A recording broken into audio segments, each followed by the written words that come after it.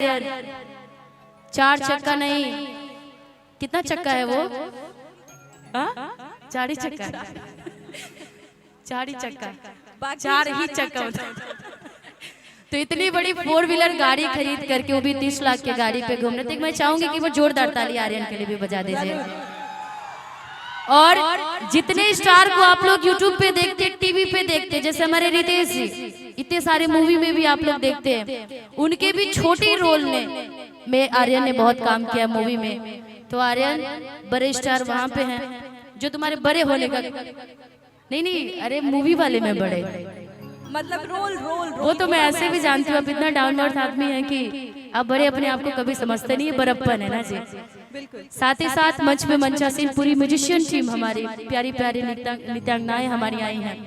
हम सब के गार्जियन मनोज जी भी उपस्थित हैं, आपको भी बहुत बहुत शुक्रिया। आप कि ऐसन मनोहर मंगल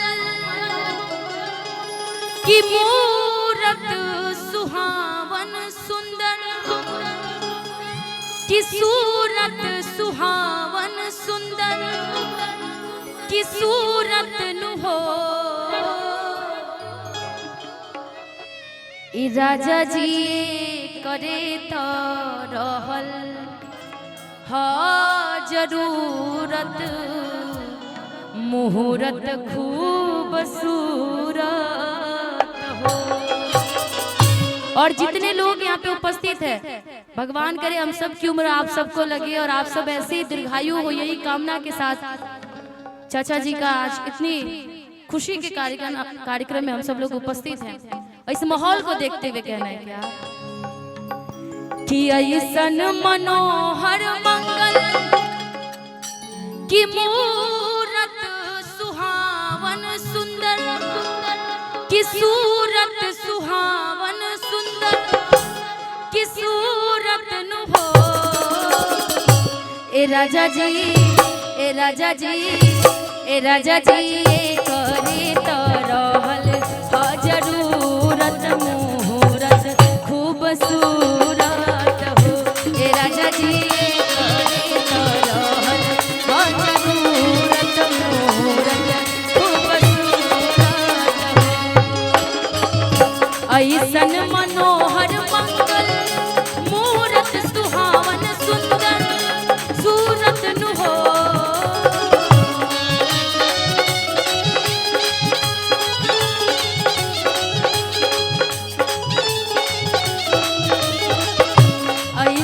मनोहर मंगल मूरत सुहावन सुंदर, सूरत सुहावन सुंदर, सूरत नु हो ए राजा जी, ए राजा जी, ए राजा जी करे तो रहल हा जरूरत, मुहूर्त खूब सूरत हो।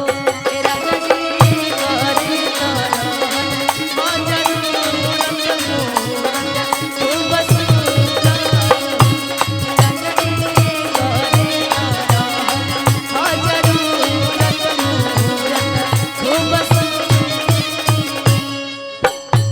शत्रुघ्न शाह जी की तरफ से बहुत प्यारा सा आशीर्वाद, बहुत बहुत शुक्रिया। राजा जी खजनवा दे दो, रानी जी गहनवा दे दो, बाजी ना बजीरा ऐसे, बाजी ना बजीरा ऐसे, हीरा रतनवा दे दो, राजा जी खजनवा दे दो, रानी जी गहनवा दे दो, राजा जी खजनवा दे दो, रानी जी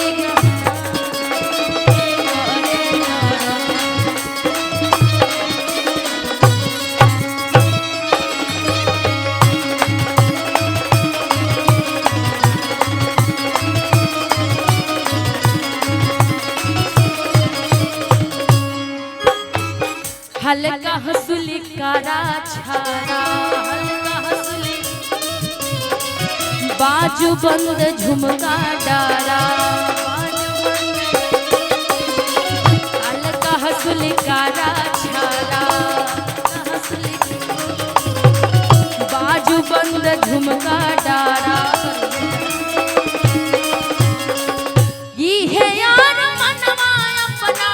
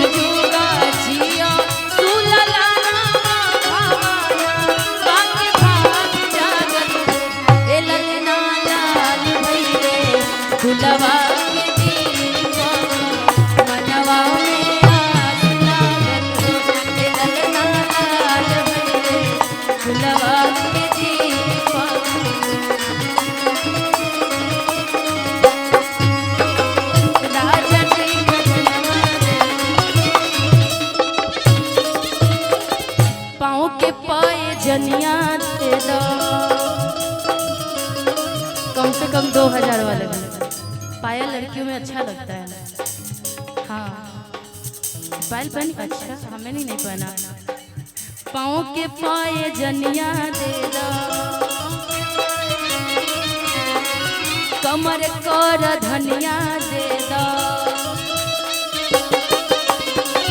पाँव के पाए जनिया दे दो, कमर कर धनिया दे दो।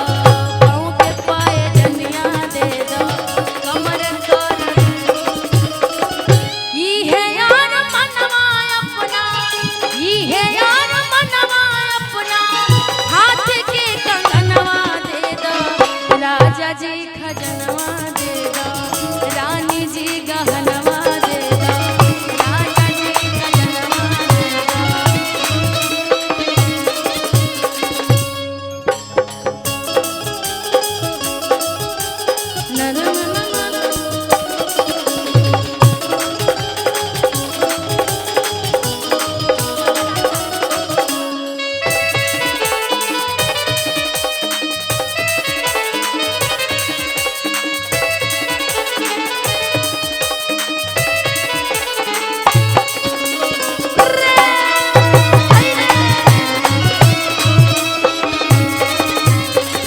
हमरा तक कुछ ना चाहिए, ये इच्छा मनवा मारी।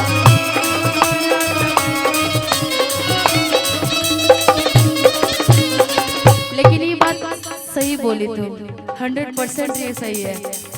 और हम लोग सोचते जब बच्चे के सोहर गाते हैं तो बहुत सारे लोग सोहर पे मोहर लगाने आते हैं, लेकिन जब चाचा जी का 100 साल पूरा हुआ है, उनका सोहर गा रहे तो समझ में नहीं आ रहा है कि मोहर मांगा जाए या छोड़ दिया जाए ना। बच्चा हो तो मांग मिले, इनसे कैसे मांगा जाए? आशीर्वाद उल्टा लेना पड़ेगा, लेकिन फिर भी चली जाएगा। हम लोग बोलेंगे यही बात, हमारा तो कुछ ना चाहिए, ये इच्छा मनवा माही।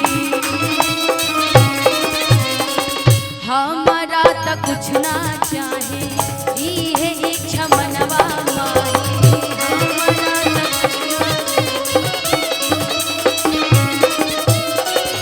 ये है यार मनवा अपना, ये है यार मनवा अपना, गोदी के लालनवा दे दे। राजा जी खजनवा दे दे।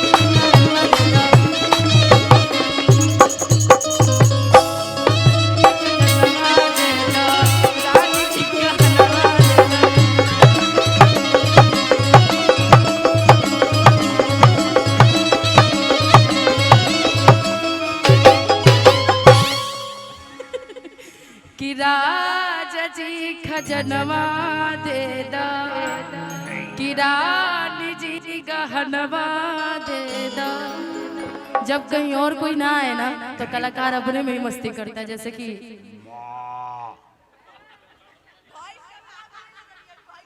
ये क्या था, पाड़ा पाड़ा।